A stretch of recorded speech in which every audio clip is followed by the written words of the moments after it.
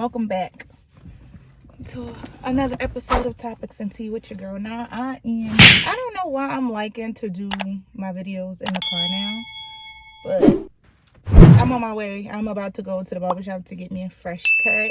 I got some things going on this upcoming week, so your girl want to look good while she do it.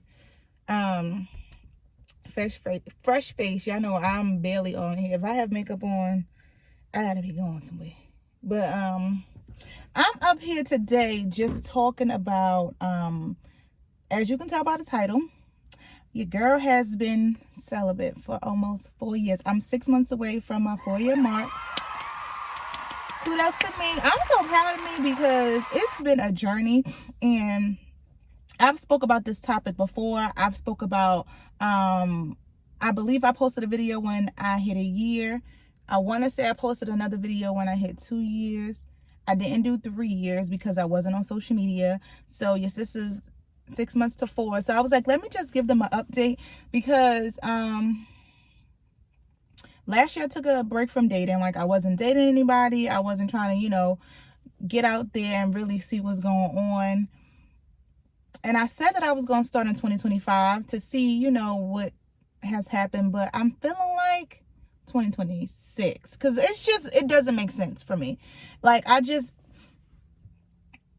people are asking the most weirdest and random questions, and it's just like, be for real. But anywho, your girl is 6 months away from 4 years, and I'm super excited, and I'm gonna be real open, transparent, and truthful here. And this journey hasn't been an easy one. Now, I want to say after I hit my 3-year mark, like my 3-year mark, it's a lot more, I want to say easier, but I feel like I've gained a level of comfortability to where I'm not fazed by a lot. Like, I can see an absolutely fine man walking past me and it does nothing for me. Like, I literally had to pray and ask God to remove that lustful spirit, because sometimes we really don't be liking people, we just lusting after them. So where can I start? Okay, I think the last time you guys saw me, it was at my 2-year mark, and I had almost broke my celibacy, but to God be the glory, it did not happen.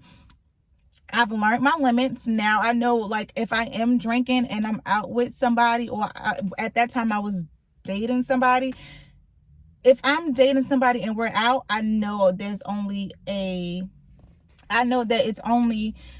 can do a 2-drink maximum when I'm out drinking with the opposite sex, which is a male.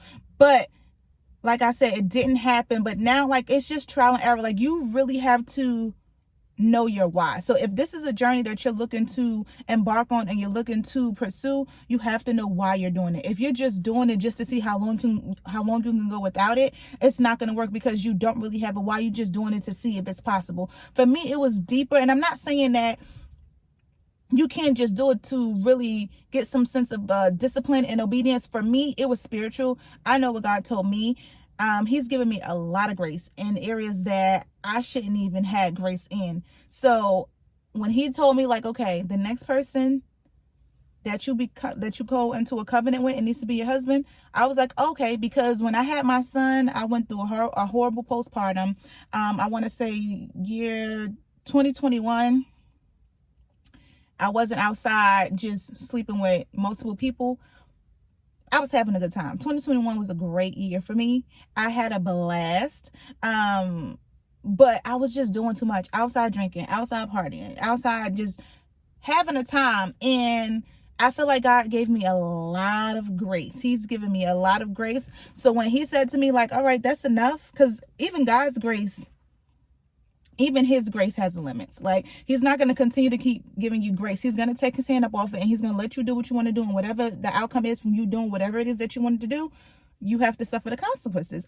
Every cause has an effect. So September 26, 2021 was the last time I had any kind of intimate situation with anybody. So for me, that's my why. I feel like I've done things that should have put me in situations that I wouldn't have been proud of. So now I'm able to understand my why and know the cost for me, sleeping with somebody or getting involved with somebody that's not my husband and exchanging these soul ties and having all of these different people attached to me, for me, the cost is just too great. I don't want to risk it. It's not worth it for me. And to be completely honest, I feel like, and it's no shade to nobody.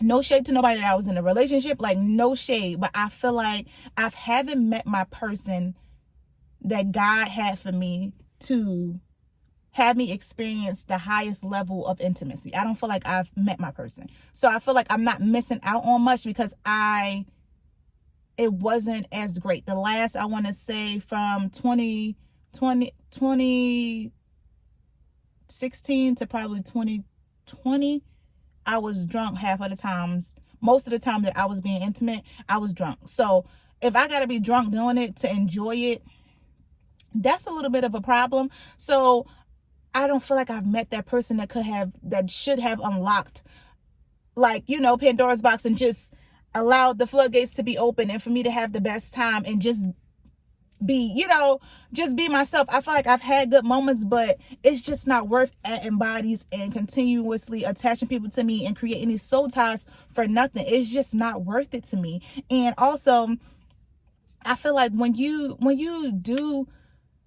are intimate with somebody or you laying down with somebody, I want to know that you got my back just like I got yours. I want to know and I want to feel safe. I don't want to have to worry about if we're going to speak tomorrow. I don't want to have to worry about if we're going to be beefing next week. I don't want to have to worry about if you're sleeping with somebody else. So ultimately, I'm risking my life for 10 minutes, 15 minutes. Like, it's just not worth it to me. And then for me to feel the guilt that I will feel after I've done it, to say what?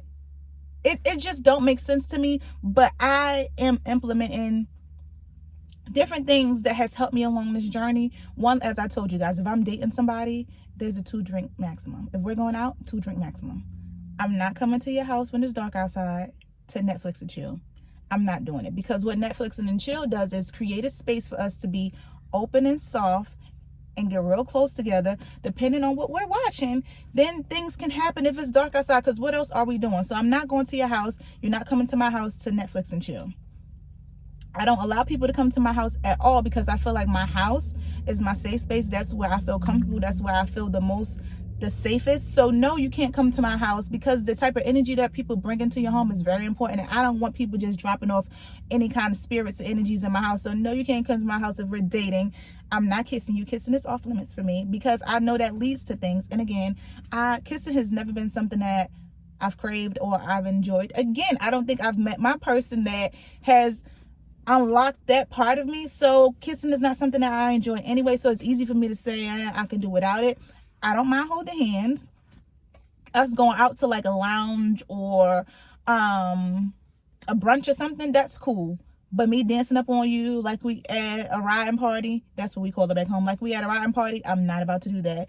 And also, having somebody around me that respect my boundaries. If I told you that this is what I'm doing and you claim you respect my boundaries, I'm gonna need you to do just that. I've dated people where they say that they understand, they say that they respect my boundaries, but I've also been in situations where, okay, this person said that they respect my boundaries. All right, I'm gonna come over to your house. Cool. Yeah, it's late, but I got enough self-control to not allow anything to happen. So I'm gonna come over and chill. But this is a show that I've never watched. I had to literally text one of my homegirls like, girl, should I be watching this? I went over to his house and we're chilling. So this is a story time. I went over to his house and we chilling. He made me a drink or whatever. And we were we've been hanging out for like almost a year, I believe, at that time. So I felt like I'd known him pretty well. And again, it was me ignoring the red flags, just trying to, see the best in people. But I'm chilling at his house and he put on Insecure. Now, I've never watched Insecure ever. I've never watched it. I heard it's a good show, but I had to text one of my homegirls like, girl, should I be watching this? It's Insecure. Should I even be watching this in the season that I'm in? She like, girl, no. He trying to set you up. So I had to let her know, like, yeah, we're not watching Insecure. You better put on Martin or My Wife and Kids or something, because what are you doing? So now I got to leave because now I feel like you're trying to set me up. Also, the same person I went out to a lounge with, and you want to be grinding on me and standing behind me with some gray shorts on. And everybody know if you got gray shorts or gray sweatpants, we know what's going on. But again, me trying to ignore the red flags because he claimed he's never dealt with somebody that was truly celibate and truly and sticking to what they said, what their word was. So I had to really cut it off. And although he was a nice guy, for me, I don't feel like the risk is worth it. I don't feel like we were connected in that way. And for me, I'm looking at, will I be able to trust you with or allow you to lead me in any aspect of my life? If the answer is no, why would I put myself in a situation to risk everything that I work so hard for? It's just not worth it to me. So you have to know what your why is. That's number one. Know your why. Set rules for yourself and the people that you're around, and make sure the people that are around you understand where you're coming from and also support you. Everybody in your friend group or everybody that you hang around don't have to be on the same exact journey. They just have to understand and have respect for what you're doing and understand why you're doing it. If they're your friends, if they're your circle, if they're the people that you like being around, they will understand. So the first one is know your why. Second one is creating boundaries. I believe that was the second one, creating boundaries. No, it was having a supportive group around you, having the support. The third one is the boundaries. Have your boundaries and stick to them. Stick to what those boundaries are, because it's important. It's important. The longer you go, I tell everybody, the first 6 months to a year is the hardest part when you're first starting your journey, because you're still learning what triggers you, what causes you to act a certain way, seeing certain things, making sure you're paying attention to what you're seeing and what you're listening to. So I love P-Valley. I don't think I will be able to watch P-Valley in this season, only because it's a lot that go on in P-Valley. And for me, yeah, it can not mean anything if I'm watching it at 5 in the afternoon, but I still got to go to sleep. So now if I'm up at 5 in the morning, you don't know what's in your subconscious. Now I'm thinking about what I watched at 5. And that is something that can trigger you and cause you to, put yourself in a situation, listening to certain songs. Although I love Megan Thee Stallion, I'll listen to, I used to listen to Cardi B and Megan Thee Stallion. I love Megan Thee Stallion. I can't listen to that now because it's now I want to twerk. I want to, get down. Now, if I'm in a house just chilling by myself, 4 years in, I can probably handle a song or two here and there. But in the beginning, the first 6 months to a year, I had to cut it all out because it was a trigger for me. Now I want to twerk. I want to do this. I want to do that. And it just wasn't good for me. Everybody's situation and everybody's journey is completely different and completely their own. You have to make it work for you. I just wanted to come up here and give you guys some tips on what I do and how my journey has been going so far. I'm super proud of me. I don't want to be here making another video in 10 years talking about, yeah, God still has me. I don't want that to be my testimony. But God, your will. But I don't want that. I don't want it to be my testimony. I just don't. I want to get married and have the best life possible in every aspect of it. But I just wanted to come up here and let you guys know how your girl's journey been going. I'm super proud of me. I didn't think that I can do it, honestly.